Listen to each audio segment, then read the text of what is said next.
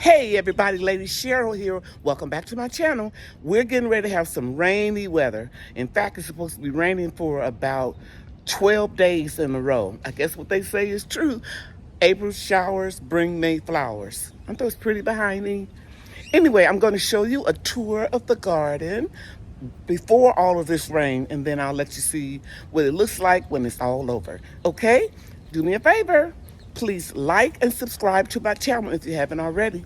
And of course, I'll be happy if you would share this video. Take care. Let's get started. Because he lives,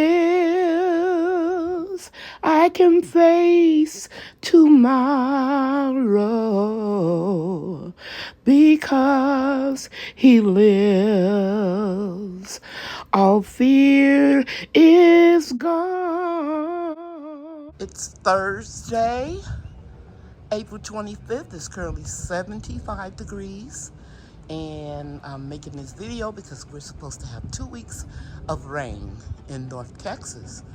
And so I want to give you an idea of what the garden looks like before the rain. So I'll start over here with the prayer garden. You can see everything is doing pretty good. I'm going to share with you the good and the not so good.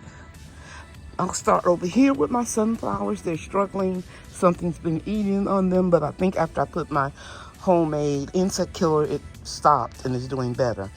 Right here is a rose that I bought dormant from Tractor Supply.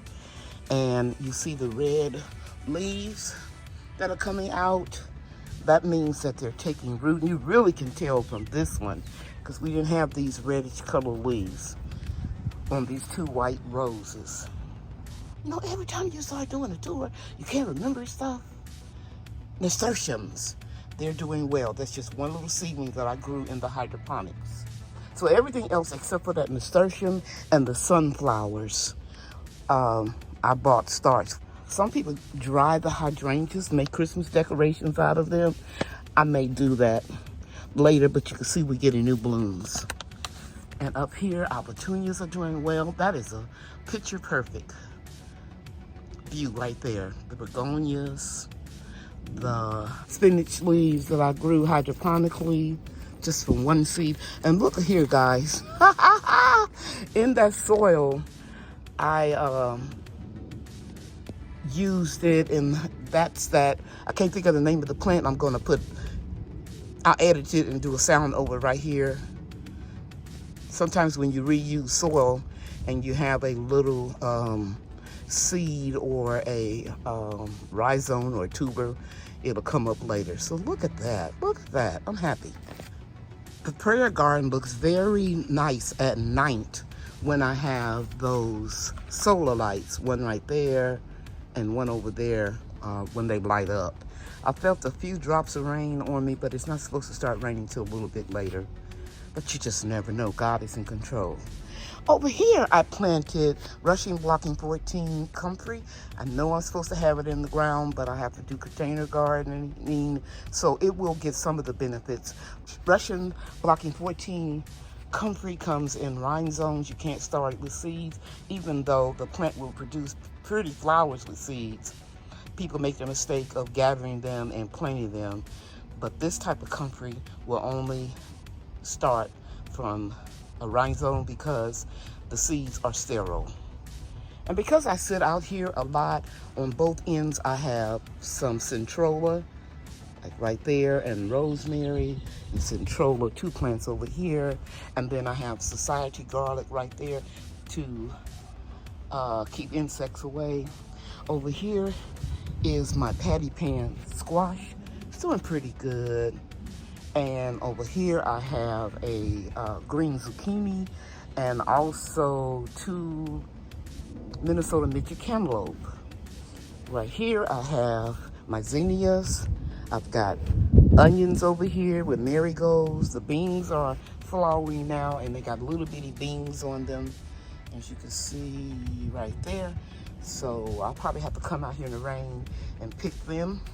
Zinnias right here. Over here we have our beets. Over here we have onions. Here are my hydroponically grown dwarf curly kale. And over here we have okra. Now I want you to look at this okra. Looks horrible. I planted it too soon in March. It was just one of those things. I knew I had to get some stuff, you know, planted. And over here I started these a few weeks ago in April. Okra, and they're doing much better.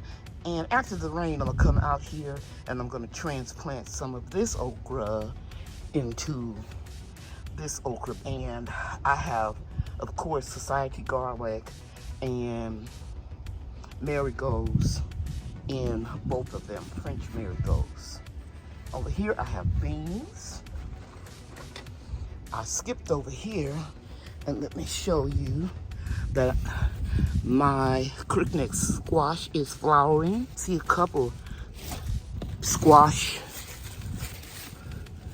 And I'll just wait until after the rain, and if I have to hand pollinate it, I will. But right now I'm just gonna leave it alone.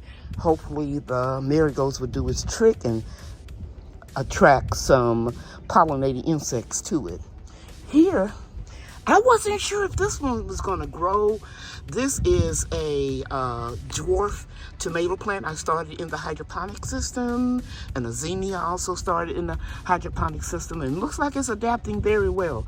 So for those of you that are growing hydroponically, don't be afraid to take your seedlings outside, gradually introduce them to the sun, and then let them harden off, and then you can let them go. Because you can see that kale, I have to scoop down so you can see how tall the plant is getting, and you can see the sponge, the hydroponic sponge right there, okay, that it was growing out of. And then we have turnips and onions over here. Right here, I have 2 cucumber plants that I grew in the hydroponic systems. Right here, I have 2 cucumber plants that I grew in the hydroponic systems. We're gonna start wrapping around the trellis. I really don't want this one behind here. Let's put it up. It'll start trellising up the trellis and the tomato cage. I have one down here that I just direct sowed the seed. It's stunted. Nothing surprises me anymore. Just when you think something is not gonna grow, it can take off. So let me step back and show you my 3 extra large Keter raised beds that we took the legs off of. And I direct sowed seeds in all 3 of them. We have Ford Hook Swiss Yard doing well. We have Celebration Swiss Yard doing well. And I've got a few onions I mixed in here as I harvested. You know, I got a little space and I popped a few onions in here. And here is our red mustard and our curly mustards doing really well. And then last thing I sowed in this bed was some butter crunch lettuce. It'll take off soon, especially with the rain. Now what I did back here is I put basil and onions because I know they can handle the heat from this brick wall of the home. Also society garlic, as well as society garlic and onions right here. That pathway right there is where the rodents will come in from that fence and then run along here and try to eat my food. So that's why I put this little lane of basil, society garlic, and onions to deter insects. Okay? This is a cute little stand I bought. You just stick it into the ground. And I got a new stainless steel hose with a wand extender so I can water all of my plants. And I got that from Amazon. I don't have a store on Amazon. I don't make any commission, but I'll leave the links in the description box to this stand. It's more modern instead of the cumbersome one that we had. And it's real heavy, made out of wrought iron. Okay. I try my best to keep everything neat out here, so some of my supplies are in this Home Depot bucket. And I have 2 gardening benches, one right there, and I have another one over there that I keep supplies in. Here are 2 of my pepper containers. If you remember, guys, if you've been with me for a while, you know that I top them off. And I mean, I chop them down so that the plants can grow more vigorously. And you can see we have 2 peppers right down here at the base of this plant, and one over here, one right there, and we have a lot of blooms. So topping really works. You guys know that I had to buy starch because of my health. I didn't think I was going to be able to garden this year. And so when you buying starch, you never really know what you're going to get. This looked like a dwarf plant to me, but it's loaded with red chili peppers, and they'll turn later. And then here we have what is called a Big Bertha, and she's just beginning to put on peppers. I chopped this plant all the way down to where my finger is. So topping is a way to get your plants to bush out and grow taller, providing that they aren't dwarf plants. So I've got 3 pepper plants right over in here. And then over there, I have 2 more. And let's go take a closer look. Here is a Hungarian wax pepper that I picked up at my local nursery. And they're growing really well. Yep, got a lot of blooms. And it was topped as well. And over here, I don't see the tag. I think it's the same pepper. I think it is.